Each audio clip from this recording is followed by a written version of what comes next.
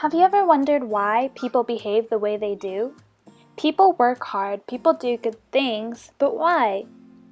We can thank Ivan Pavlov and his theory for that explanation. All sorts of different behaviors are usually conditioned by someone or some idea. People generally enjoy doing good things, as they are often rewarded after doing so. Not only does this apply to people, but also to animals. In fact, this theory started with dogs. In the 1890s, a Russian physiologist, Ivan Pavlov, was looking at a dog's salivation in response to being fed. However, he started to notice the dog would salivate when entering the room, even if there wasn't any food.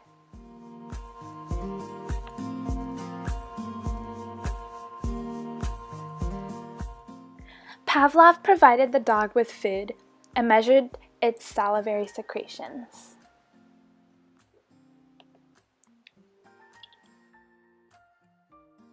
He discovered that the dog had made certain associations to food, such as the assistant. Hence, the dog would salivate whenever he saw the assistant.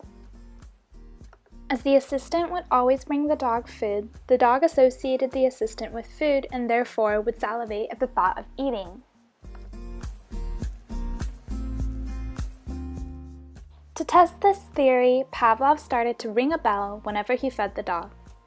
After repeating this every time he gave the dog food, as expected, ringing a bell without the food still caused salivation associated with the food. We also do this with our own dogs when litter training or teaching them tricks. We say sit, and once they do, we give them a treat. By giving them a treat every time, they associate sitting with food. So you can imagine, even if you didn't have a treat and you were to say sit to your dog, they'd do it as they believe you'd give them a reward. When we were growing up, our parents did the same thing to us. When we hit our friends or pushed them because we didn't like them, our parents yelled at us. By doing this, the kids associated bad behavior with yelling, and they never did it again.